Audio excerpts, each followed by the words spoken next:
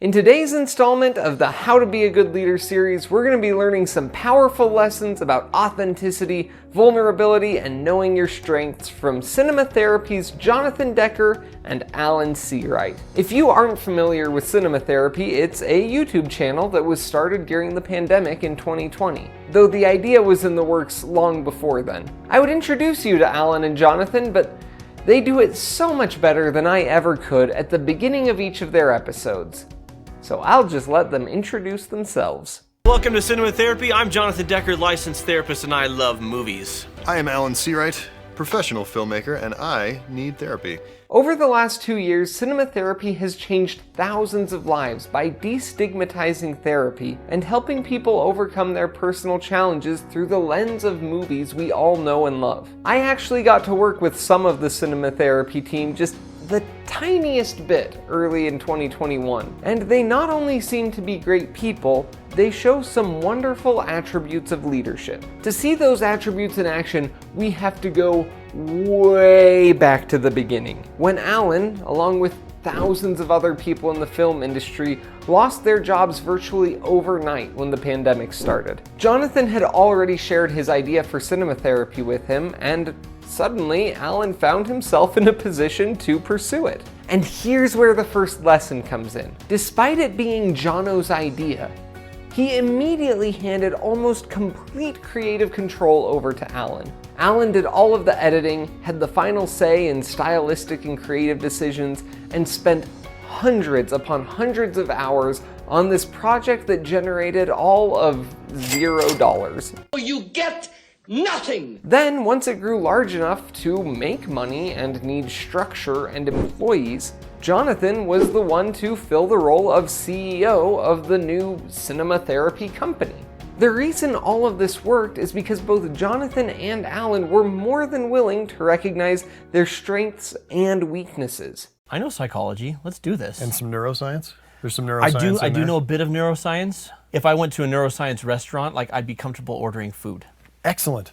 I could not ask where the bathroom was in neuroscience. And that is an incredible skill that a good leader needs to have. You can't do everything, so you need to be able to identify what you're good at and what needs to be turned over to someone else. Interestingly enough, we're often better at recognizing what we're bad at than recognizing what we're good at, which is frustrating. You would think that delegating work and responsibility to someone else would be nice, but it can be really scary. When you turn responsibility over to someone else, you give up some control over your life and your outcomes. It requires being vulnerable and trusting someone. Vulnerability is one of the most useful leadership skills you can have in business and relationships and in pretty much every other part of life. Brené Brown, one of the leading experts on the topic of vulnerability, summed it up well by saying, "Embracing our vulnerabilities is risky, but not nearly as dangerous as giving up on love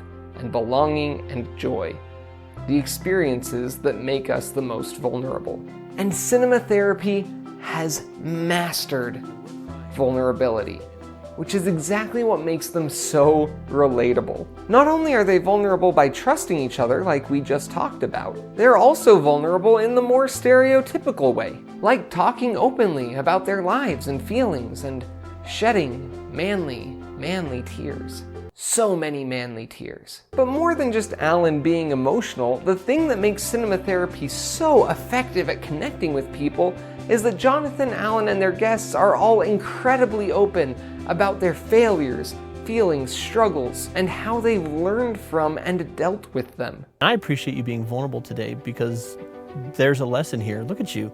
You are a handsome, largish man, and you are, not lacking in masculinity. And what you're demonstrating is it's okay. It's okay to feel things. It doesn't take away from you as a man, doesn't take away from you as a person. So then the audience is comfortable in following their example, in admitting weaknesses, learning from their failures, getting help when they need to, and helping others along the way. And that's leadership.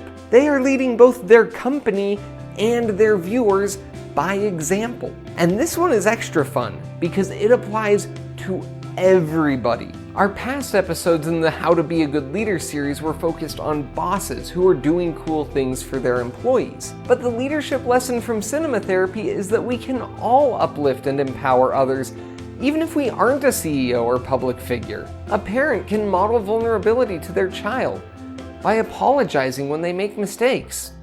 Or shoot, even just being honest about their feelings and struggles now and then. Coworkers, regardless of position, can create an environment of psychological safety where people are comfortable getting help or speaking up about issues in the workplace. And they can do it by being vulnerable and doing those things first. Vulnerability is a leadership superpower. And that doesn't mean telling everybody you meet all your deepest insecurities. It just means trusting people. And you can start by trusting them just a little bit, which then makes it easier for them to trust you. And hopefully, everybody wins.